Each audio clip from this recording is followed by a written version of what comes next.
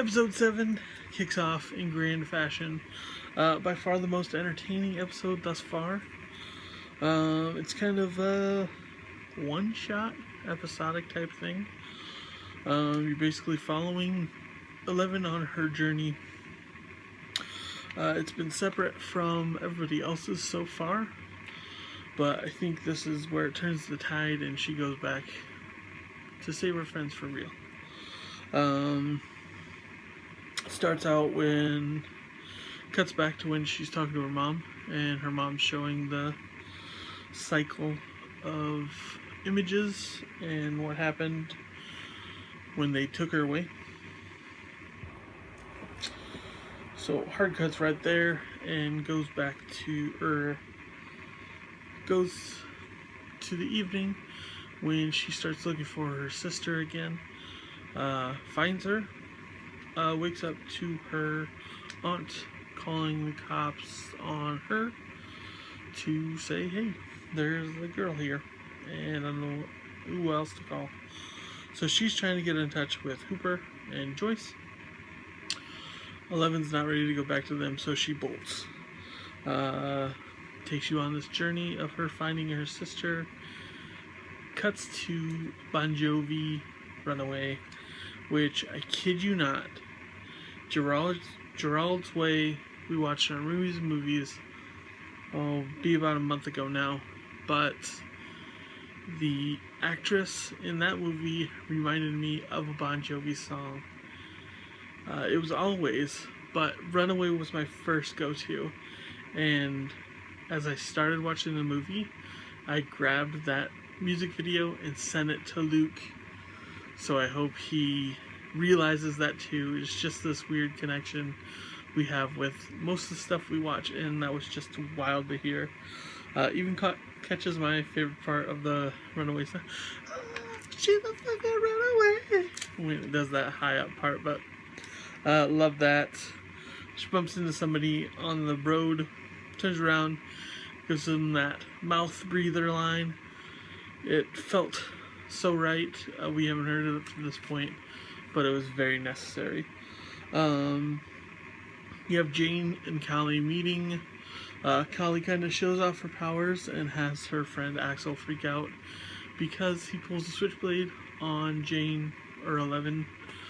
And he starts seeing spiders everywhere, so he drops his knife. Eleven also shows off her powers, and then come to find out that Callie learns of Eleven's powers because that's how she found her. And it was not a bank heist. They were actually killing these bad men that know about Eleven and Callie. You have Callie showing Eleven how to use her power and channel hatred and fear to strengthen her abilities. So then they go start finding another bad man. So Eleven can kind of get into the game, blood in, blood out style. On the way, they stop by a convenience store and use their magic to illusion magic to kind of give them some time to grab all the stuff they can in this gas station.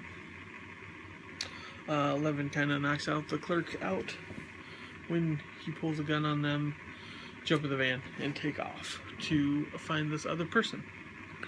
Comes down, Eleven has murdered people, and it's always been this thing that's in the background, but you never think about it much because, I mean, it's justified because it was self-defense, kind of. But there are points where she just straight up murders people, and this seems to be another one of those times. But lo and behold, the guy that they're trying to find tips off that their father isn't dead. This other guy has 2 daughters, and 11 spares his life because of it. Callie starts playing mind games with 11 about their father. They should find him. She goes into her trance and finds Hopper and Mike as events from episode 6 unfolded the end of that episode. So they're kind of on the same time point right now. So Callie uses her illusionary magic for them to hide in plain sight because the cops come, and then they shoot the shit out of their sweet van, their sweet confession van. I don't much care for that because no van should get shot at, but 11 makes the call that it's time to get back to her friends and save the town once again. So we've got 2 episodes to go. I'm looking forward to it.